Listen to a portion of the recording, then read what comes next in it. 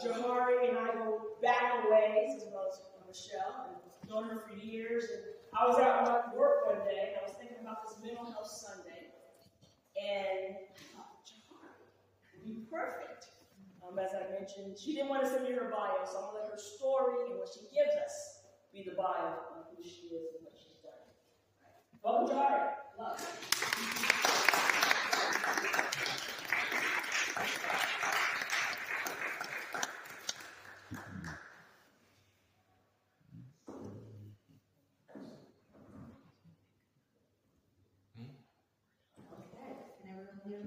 I'm pretty loud, so I probably don't need to lead this.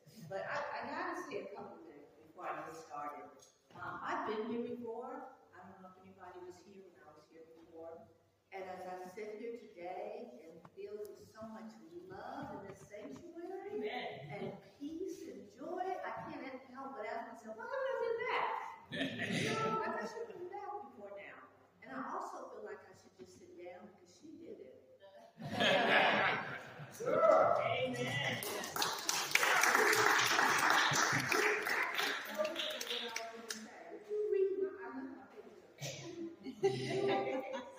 Just there. Okay. Okay.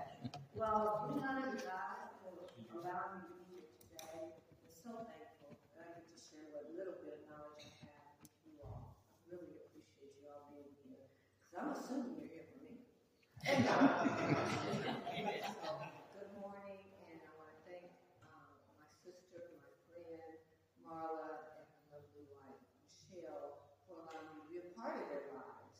And I just, one last thing, she is amazing at work.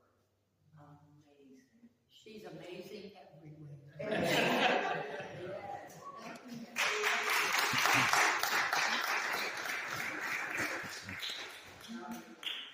Working at OSU East, I work in the front, and we often get people that are agitated or upset about either care or lack of care, or just we get a lot of homeless people. And instead of calling security, which I'm supposed to do, I usually call mom.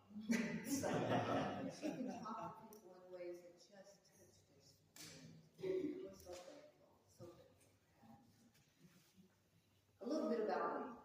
So I am a professional speaker sometimes. I'm an author. I like to think of myself as a thought leader. I'm deeply committed to mental health advocacy. I've been in the mental health world for over 25 years. And just a little more background. I was a computer engineer for over 20 years. I have taught at Harvard, summer workshops at UCLA, at Johns Hopkins. I'm actually a licensed professional counselor. I work at Talbot, and I'm a licensed independent chemical dependency counselor. And I'm also training to become a spiritual integrated psychotherapist. And I was a former chaplain, too, at Ohio State. I don't know why they keep hiring me back. I quit, I go back, I'm like, sure. Who has mental illness in that case? Okay, never mind. I hold multiple degrees, including advanced degrees. And I've also been in and out of jail. I've been homeless with my children, and I've attempted suicide so many times I couldn't count them. I think I did like the fifth time. One time, I was hospitalized and ended up in intensive care for my psychological problems. And when they let me out of the hospital, I set myself on fire. I've been inpatient at psychiatric hospitals all across the country, and all of the ones here in Columbus. And if you'd like to know who has the best food, I can let you know. It ain't Ohio State. So, I'm challenged. I'm challenged with a disorder, an illness, much like many other illnesses, but mine is bipolar, and I cycle quickly.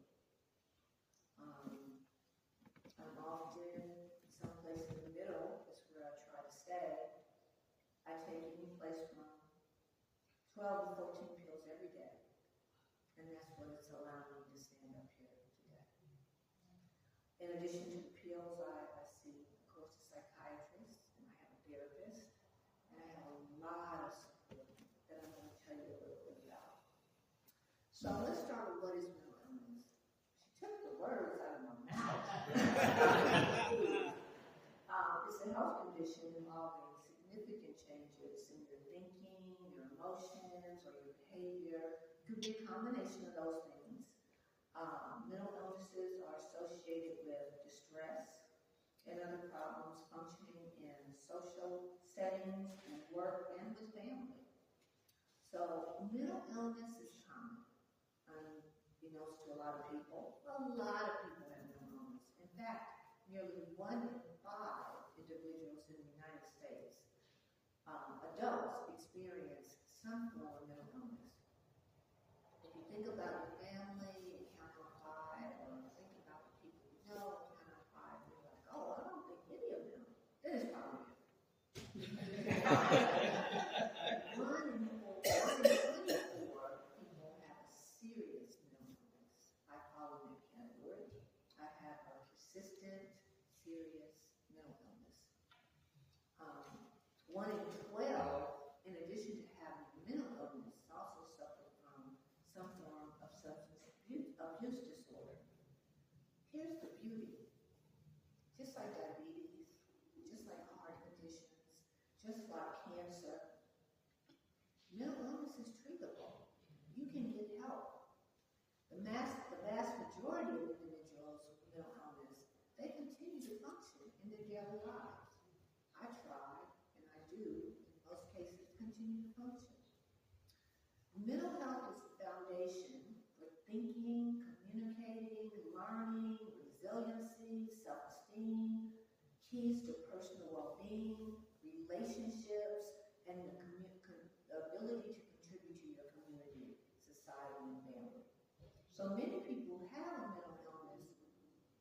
Surprisingly, they don't want to talk about it. There's a word for that. Anybody know what that word is? Raise your hand. I'm a teacher. When people don't want to talk about it, maybe. Michelle, raise your hand first. I'm sorry, Michelle. Stigma. Yes, it's stigma. Because people are so ashamed. And it's nothing to be ashamed about. It's a medical condition. Like I said, like heart failure or heart disease or diabetes. And mental illnesses are treatable. We know so much now than we knew before about how the brain works. In fact, I'm actually donating my brain when I die to the Brain Institute in California. If it can help somebody else figure out what this whole bipolar thing is, I want to figure it out so somebody else can experience it. We've learned about how the brain works. We've learned about treatments that are available to help people successfully manage their mental illness. It's not a crime. And here's the thing, it doesn't discriminate. Any one of you could be challenged. Any one of your loved ones can be challenged with mental illness. It's not based on status. It's not based on color, race, creed. It's not based on how much money you have or not have. I was in a class once with a woman. Well, it was a big class, and this woman said her son is suffering from schizophrenia. And she said, I don't understand this. He had the best of everything. We sent him to the best schools. We sent him to the best tutors, the best classes. Why does he have this illness? None of us have it. It doesn't discriminate. Anyone can have it. I'd like to point out 5 of the signs that you can look for in either yourself or someone you know that might indicate they may be suffering from some challenges with mental health. Persistent sadness, a sense of hopelessness. I attempted suicide all of those times because the hopelessness is so deep and so profound, and the sense of loneliness is hard to describe. So now I'm going to tell you a little thing about who this out, and I hope I don't spoil it for anyone. I'm not going to give you the whole story. But are there any adventure? Okay, remember, I'm a teacher, raise your hand. Are there any Avenger fans out there that watch TV? We have talking. All 37? Yes. So there's a movie out called Thunderbolts. Have you seen it? I haven't Okay. seen it. You've seen the whole movie? Not the whole movie. Okay, then I won't go to all of it. But there's a scene where this gentleman is so lonely and so sad. Instead of internalizing it and hurting himself like I would do and attempt suicide, he was hurting other people.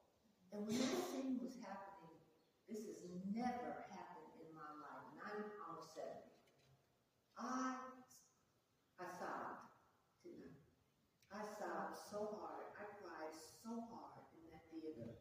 And I've never done that before. But I felt that. I knew that. I had been there. That just is indescribable. So just beware. And I actually think there should be some kind of warning, because when I went to my support group later, I facilitated support group. I asked the question, anyone seen it? And each person knew the part, exact part I was talking about. Each person could connect to that part of loneliness, that part of sadness, of hopelessness. So that is one of the signs. Changes, dramatic changes in sleep or in appetite is another sign. Social withdrawal. I didn't want to see people. There was a period in my life of 5 years I stayed in the house, practically stayed in the house.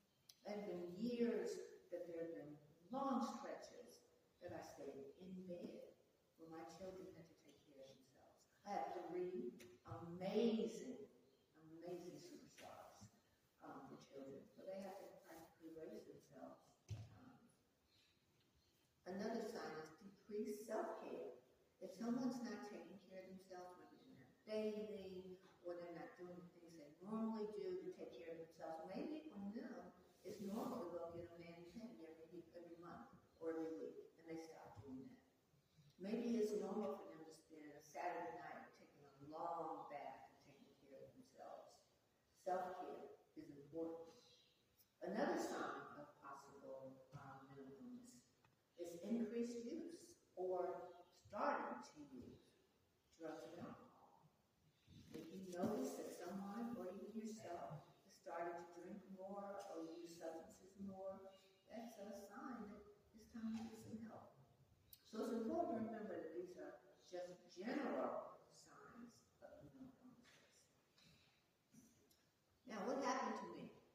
Now I'm here standing here and all cocky and witty and smart and beautiful and in a cute outfit. How did I get here? From being that person who was so sad that they attempted suicide. I still have the scrapes on my wrist from the times I've cut them. It takes a long time for me to go away. How did I get here? Well, there was a pivot in my life. I volunteered to stuff envelopes, and it changed my life. For 25 years, I've worked with the National Alliance on Mental Illness, NAMI. Maybe some of you have heard of it. I saw an ad, and they were asking people to come and help stuff envelopes for some event. I couldn't work. I was on disability. But I thought, okay, I think I can do this. I think I can stuff envelopes. I'm looking for tissue. My allergies are bad. There's some other things. There's a whole pack behind you too.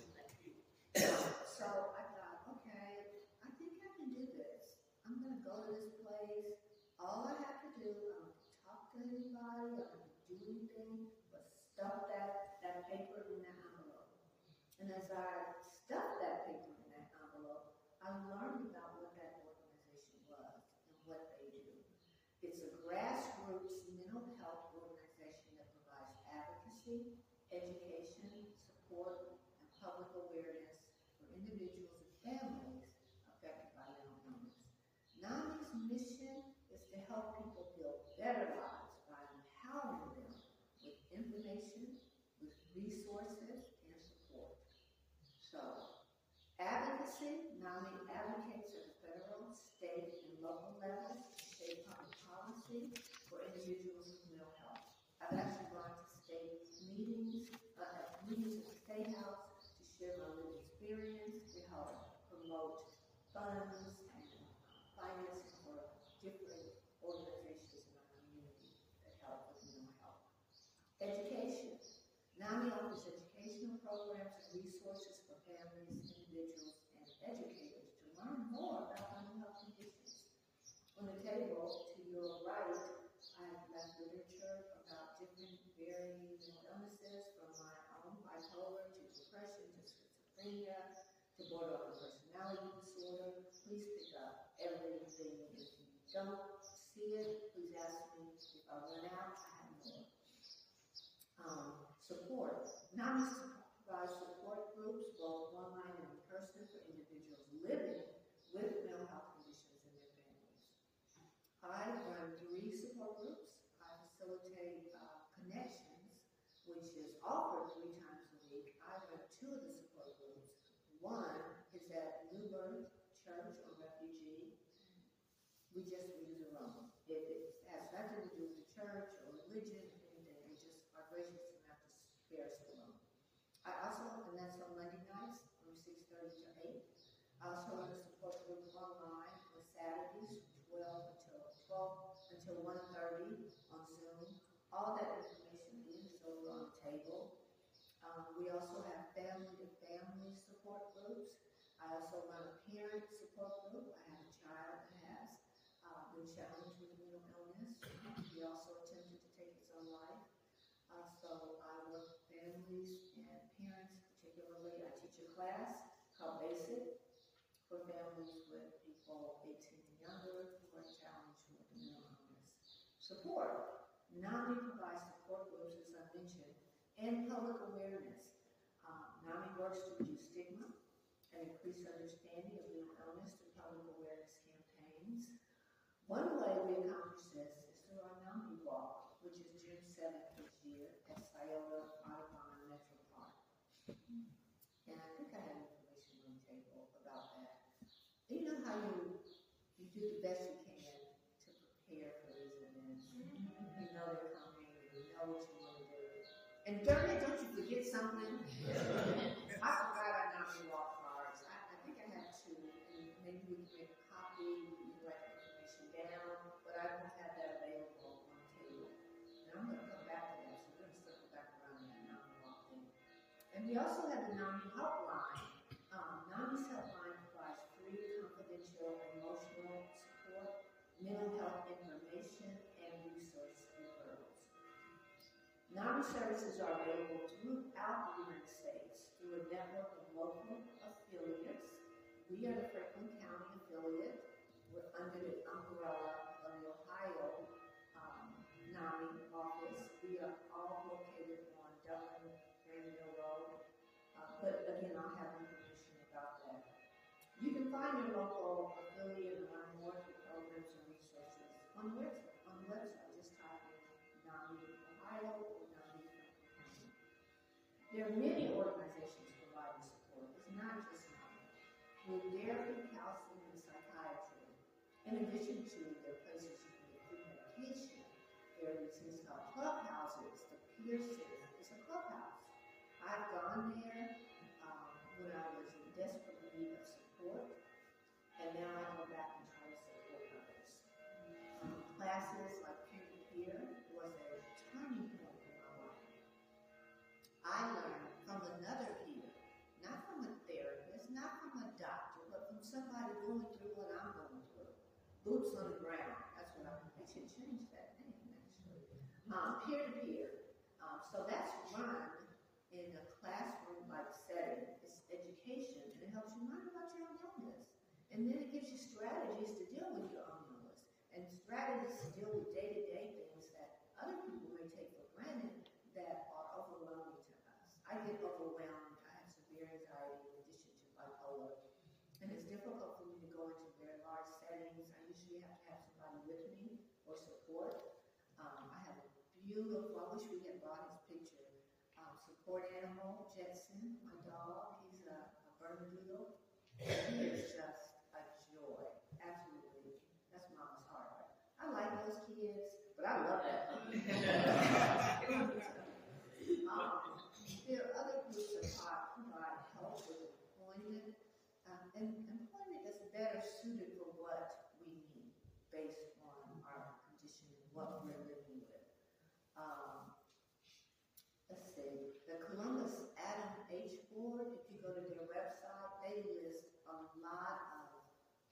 counseling services that are low cost and or free. There are pro bono counseling services out there if you can't pay. The beautiful thing about NAMI, I absolutely love NAMI, as you can tell, but everything is free. Everything I just talked to you about, the peer-to-peer class, the support groups that I run, the information, the education, it won't cost you a dime to go and get that help. So, how do you support someone that has a mental health challenge? It starts by creating an environment that's safe and an environment that's encouraging for them to seek help if they're not already doing so. It starts by listening without judgment. I have people that come to the support group that have schizophrenia, and they'll often kind of mumbling to themselves because they're talking to someone they hear. They have hallucinations, auditory and verbal hallucinations, auditory and visual hallucinations. I have auditory hallucinations at times when I'm very, very sick. I hear things. And I'm at a point in my life, we work it out. You know, we're like, okay, whatever. As I hear the voices that in the past have convinced me that my life is not worth it. And your song is so beautiful. So beautiful. It reminds us that we're all worth it. God didn't put us here for nothing. We're all worth it. So thank you for that. So listening without judgment, offering practical assistance, and let them ask for what they need. Don't assume, they need to get up out of bed and go get a job. Well, that's not possible for everyone. Would you ask someone with 2 broken legs to walk up the steps? No, we wouldn't ask that of them. But understanding sometimes people with severe mental illness can't get up and go out and get a job. You can help them by educating yourself. Do you have a loved one with mental illness? Consider taking a class. Consider going to a support group. Help them by helping yourself. So as I close, remember I said I was going to circle back around to that walk? So the walk is June the 7th. And I want to encourage and invite each of you to come out to the NAMI walk. And if you feel so compelled, make a donation. We need people who will lead a walk team. Maybe you will start a team, even if it has 2 people on it, and you raise $20. That's $20 we didn't have. That's $20 we can buy a real paper for. So I want to encourage you to both come to the walk. You don't have to walk. We have so much entertainment. We have music and dancing and food. We have booths with a ton of information. A couple of years ago when I was there volunteering, there was a volunteer offering, so I was supposed to check my time. How am I doing? Okay, I'm closing. Okay, are you right? There was someone offering chair massages. Oh my gosh, if you never had one, it was so good. She had to make me get up out of the chair. I didn't think that was fair. But I got up. Okay. But I tried to go back, and she's like, you know, that's one for the day. No, I'm a different person now. So anyway, I want to encourage you to come. There's a lot of fun that we have at those walks. And you can get even more information than what I was able to share here. So all that information and a sign-up sheet, which means you're going to make a commitment to come, and or if you want, again, offer a donation, will be over at the table or near me. So in close, I just again want to give honor to God, who has allowed me to be here and to share this information with you. I humbly thank my dear friend Marla and her wife Michelle, who are so vital in our community and so needed in our ministries. And I want to thank you all because you showed up.